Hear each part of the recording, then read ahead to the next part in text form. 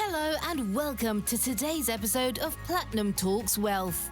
Emmy-nominated journalist Jennifer Rogers Markwell changed gears in her television career when she realized the need to help women make sense of investing. She regularly hosts educational workshops to empower women and others to take charge of their financial future. Now, join your host, Platinum Wealth Management President Jennifer Rogers Markwell, as she leads us into the world of money memories, money infidelities, and how these can mold our relationship with our personal finances as adults. Let's dive into today's episode.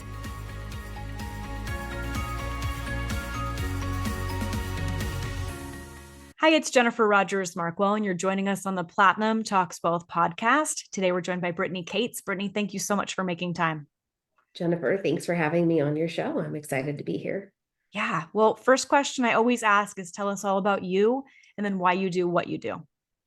Awesome. Well, I am currently a UX designer and a career coach. So I taught elementary school for about 10 years and tried to figure out what I really wanted to do with my career for quite a while. Left teaching a couple of times, always came back. And finally, my last career pivot, I really felt like I made the best shift for me at the time. And I think the reason I was so successful this time around is because I had a career coach and a mentor to help me work through the mindset and the emotional challenges that come with making a career shift.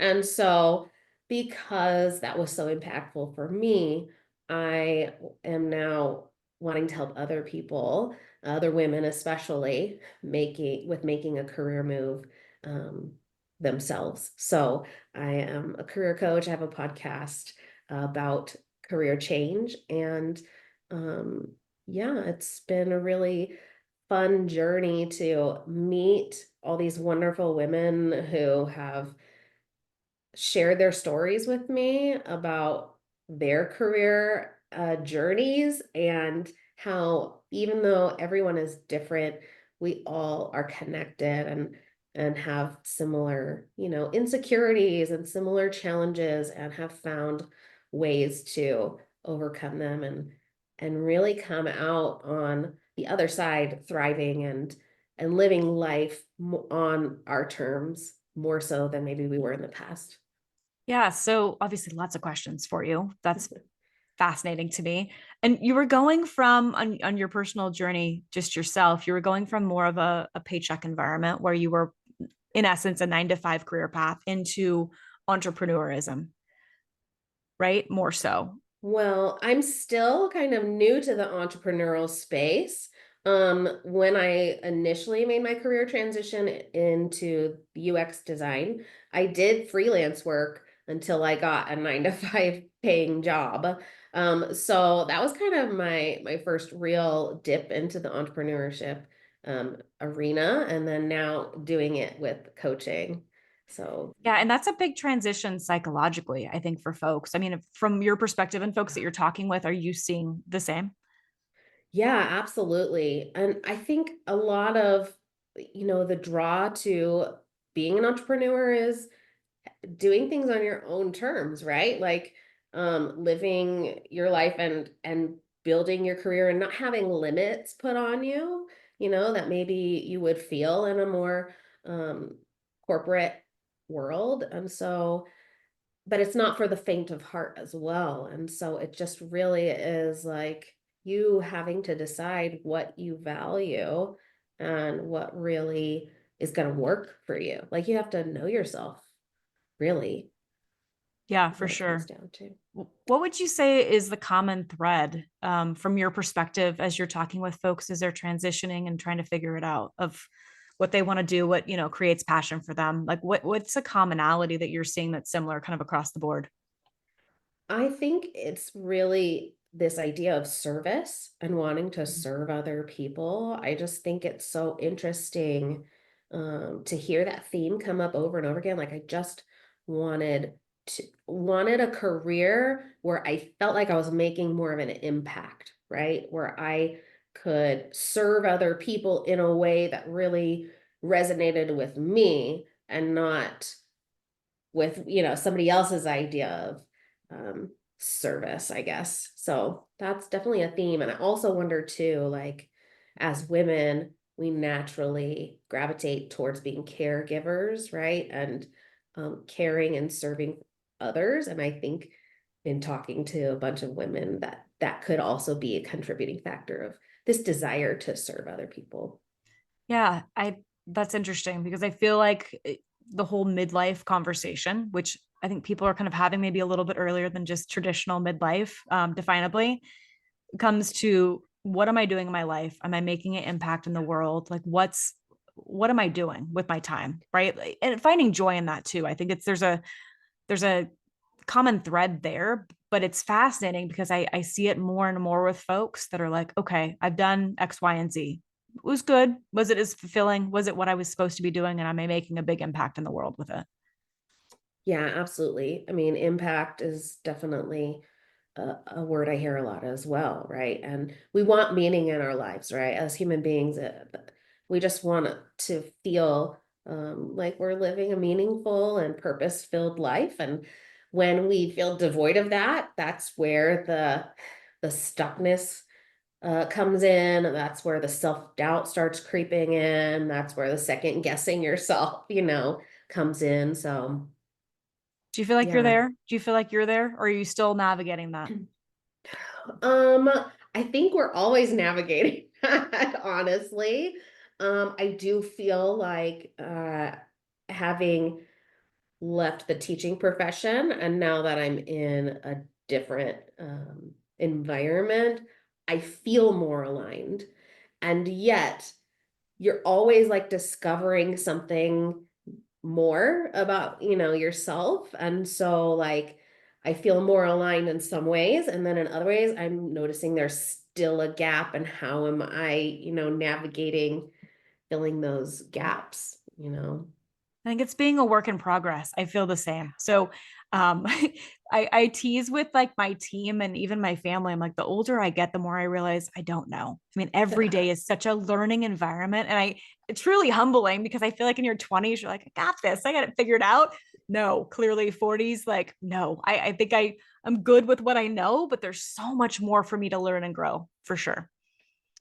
Yeah, definitely. And being more open to being okay with not knowing, right? Like not having to have it all figured out, and knowing that "No, I'm still okay, and I still have got this. It just might feel different or look a little bit different than I anticipated, but I'm open to learning and growing along the way, and not looking at it as a failure in any way, or a negative attribute, right? Like Yeah, I think it's this the is opposite. That's a yeah, success because you're, exactly. growing and learning as you go. Like you're becoming better in different areas, but I feel like it, life changes and things change and technology changes and everything is kind of a moving target in essence. But if you can keep up with it and keep learning, that's just, I feel personally really good for your soul, your heart, your brain, everything.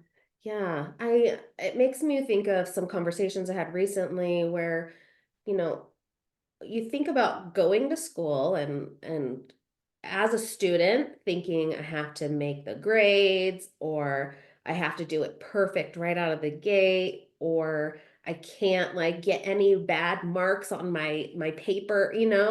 And why do we do that to kids? As you become an adult, then you're like unlearning all these things that you learned as a kid, of like, I have to be perfect the first time, otherwise I'm a failure, have a F or whatever you think. And so yeah, I think it's getting to a point in our lives where we are wise enough to realize, wait, that's not how it works. Like being a human being, that's not how it works. And I'm okay. And quote unquote failure isn't actually failure. I'm learning, and as I learn, I'm growing, and I'm improving and getting better, and I love that I'm not giving up. I love that about myself, right? Like that I'm resilient and recognizing that strength in you. Ah, beautifully said. Love that. Love that. Well, thank you for sharing. Another thing we kind of talked through on the podcast, as you know, is money memories. What's a money memory that you had as a younger person or teenager that helped, evolve your relationship to money as an adult? Yeah. Um, I've been kind of reflecting on that question. And a couple thoughts have come to my mind. The first one is so I'm the oldest of three and the only girl, and I feel like I there was a lot of expectation maybe set on me that I thought I needed to live up to. And anyway, one of my money memories is I felt like I was considered responsible with my money, whereas my younger brother wasn't responsible. Like he'd get money and then he'd spend it, and I would get money and I'd save it. And I feel like that I have like taken with me as I've grown up. And I think, oh, well, I am responsible with money, but am I responsible with money, I have the savings and I'm trying to do all the right things, and then yet I wonder, but I'm also spending over here and maybe I'm not as responsible as I think I am, So it's like this conflicting like thought of, but I have to show up this way, but I'm really showing it that way, and maybe it's not quite a match. And so kind of reconciling that with myself, right? Like, is one way good or bad, or is it, am I okay? And so I think there's that maybe doubt that kind of lingers in the back of my mind as I have grown up and become responsible for my own income. That's fascinating. So you were assigned really a role at a young age, right? That you took obviously to heart, but then navigating is at your own truth. And does that serve you now? Yeah, absolutely. And like trying to be okay with this idea of it looks different for everyone. And I think, it's a theme and across many things in my life, but money in particular, because this is what we're talking about. Like I can see where it shows up there as well. Like this idea of responsibility, what is that? And then also reflecting on like I've been a successful single woman for many years now, so I must be doing something right, like I am doing okay. You are listening to the Platinum Talks Wealth podcast. Hey, it's Jennifer. I wanted to take a quick break to remind you that you are worthy to have a seat at the table when it comes to money and your finances.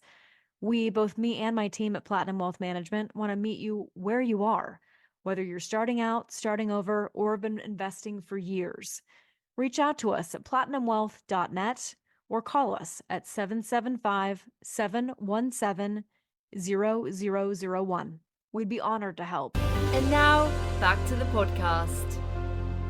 And so giving myself that credit despite feeling like having this like doubt like lingering in the back of my mind sometimes.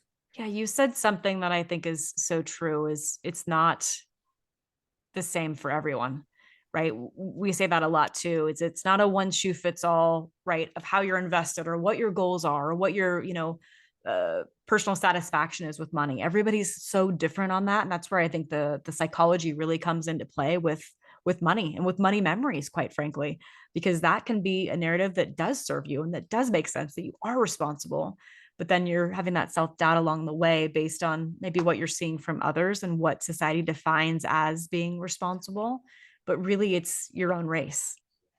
Yeah, yeah, absolutely. Yeah, well, thank you for sharing that. I appreciate it. I always love hearing people's perspectives on that because everybody's so different, right, in their own personal money memory stories. Yeah, So interesting. another thing we talked through are financial infidelities, which Yeah. again, another kind of big, scary, hairy topic and can mean different things to different people. Yeah. What's a financial infidelity that you experienced or that you witnessed, true, that you think Yeah. others could learn from? Um, I think it comes so my parents divorced when I was younger, and it's been really interesting to watch my mother navigate finances, and feeling like maybe there's not as much accountability there. I don't know, I'm trying to figure out a way to communicate it, but like she hasn't had as much resources as she does when she is with somebody else, right? So being Mm. self-reliant and not having the income that she's used to, and then watching her kind of navigate how to like manage that, I think has really been um interesting. And there, in some ways, it's like commendable that she's been able to um, survive on little, comparatively speaking, for many years. And yet at the same time, I know that that's not how I want to live Mm. and manage my money and prioritize, because there's a lot of, generational thinking of like, well, you're married and you rely on your husband for the income. It's the man that brings in the income and it's not the woman. And I think that's really had like a big impact on me personally, being a single woman, right? And making sure that I am not relying on other people for my needs. So, That resonates a lot with me. So my grandparents raised me. They were mom and dad. My mom was young when she had me, but same thing. I watched her go through definably kind of codependency situations on many levels.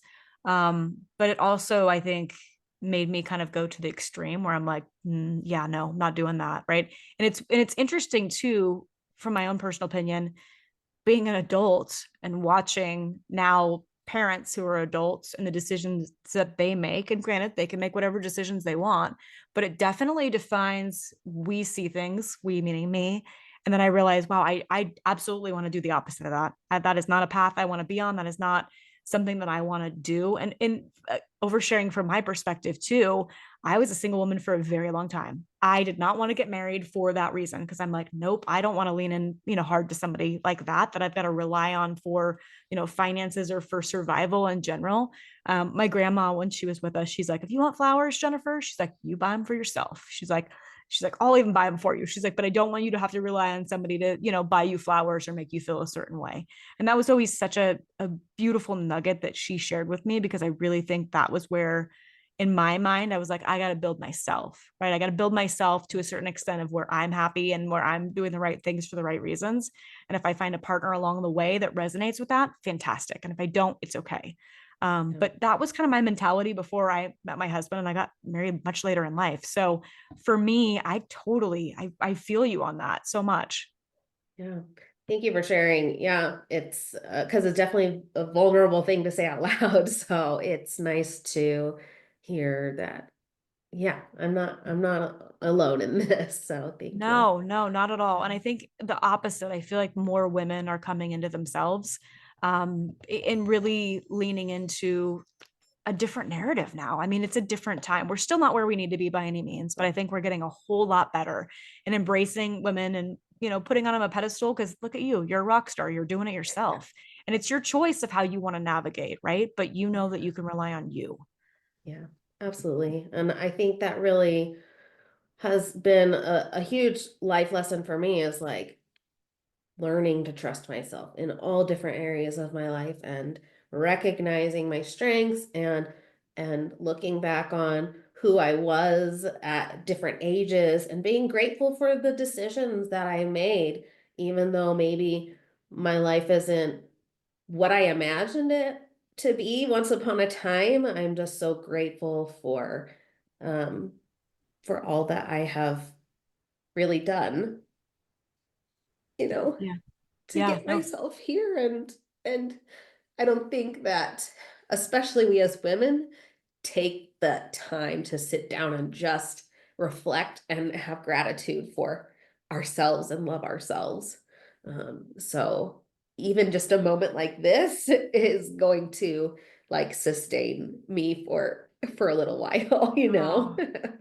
Well, if I was by you, I'd give you a big squishy hug. Thank you. No, I mean, how you said too, like looking back, I mean, the person I was in my 20s is not the person I am in my 40s. And again, not that I was a hot mess, but I was a little bit of a hot mess. I was in debt. I was trying to figure it out, right? Like, Yeah. I mean, gosh, like, and now I'm like, wow, I'm so much more, I feel thoughtful and responsible and just a better human being. And not that I was awful, but I wasn't, I learned a lot from my mistakes in relationships with myself, how I thought about myself, how I treated myself. And now I feel like age and evolving, from my perspective, giving yourself more grace, loving yourself more, doing the best you can, and trying to be impactful along the way. I feel like that's kind of the magical sauce of your 40s. And again, I'm still learning by all means. I am a work in progress, but good for you to be able to have that understanding and to see that, even now. Thank you. Yeah. Thank you. Thank you so much for sharing. So as we start to wrap our conversation, I always like to ask, what are tips and or tricks that you use to utilize money differently in your own household? Yeah. Well, I've always I'm old school and I actually write it out physically. I've tried like spreadsheets and stuff, but one thing I've added to my, monthly like um budgeting and recording of what's going on with my finances. I've recently added this gratitude piece. So before I even like start laying it all out, I will write down all the things that I'm grateful for regarding my money and my income and what it provides me and in my life. And it kind of helps me get into a better mindset before I go in to the calculations because like I mentioned earlier, a lot of times I can be really hard on myself and I'm like, am I doing the right things? Am I spending wisely? Am I being responsible, And so by going in with this lens more of gratitude and recognizing what is going well and what money provides, because money is really energy, right? And so having that energy, that positive energy as I go into my budgeting and my planning, just really helps hopefully elevate, like the energy that I have towards my income and how I'm allocating my funds. Yeah. And the like attracts like. I've always been a big firm believer of that, right? What you're putting out is coming back at you tenfold. Mhm. Somebody had said, this was many, many episodes back, about when they have bills, they're so grateful for that bill. And that sounds so counterintuitive, right? To be grateful for a bill, Yeah. but they're like, I'm writing a check for whatever, or I'm doing it. I said, check, look at me dating myself. Or I'm paying it virtually, right? Yeah. For whatever it was, electricity, water, whatever. But to be able to have that grateful moment of like, hey, I am doing well enough in my life to be able to pay this bill. Yeah. That's awesome. Yeah. Like I have money to spend on Netflix. Like that's really nice. Like what a luxury, and being able to just reflect on that sometimes, like, we talk about first world problems, like, and taking a step back and realizing, hey, the fact that I even have this problem is like, thank you, I'm glad that I'm able to provide that for myself because not everybody gets to. Yeah. Oh, well, thank you so much for sharing. I appreciate it. Thank you. And hopefully those of you watching or listening will join us on the next Platinum Talks Wealth podcast. If you enjoyed today's podcast, Platinum Talks Wealth, please subscribe and share. For more information about Jennifer Rogers Markwell or Platinum Wealth Management, please visit www.platinumwealth.net. Securities and advisory services offered through LPL Financial, a registered investment advisor, member of FINRA and SIPC. The opinions voiced in this podcast are for general information only and are not intended to provide specific advice or recommendations for any individual. To determine which strategies or investments may be suitable for you, consult the appropriate qualified professional prior to making a decision. The guest speakers and their companies are not affiliated with or endorsed by LPL Financial or Platinum Wealth Management.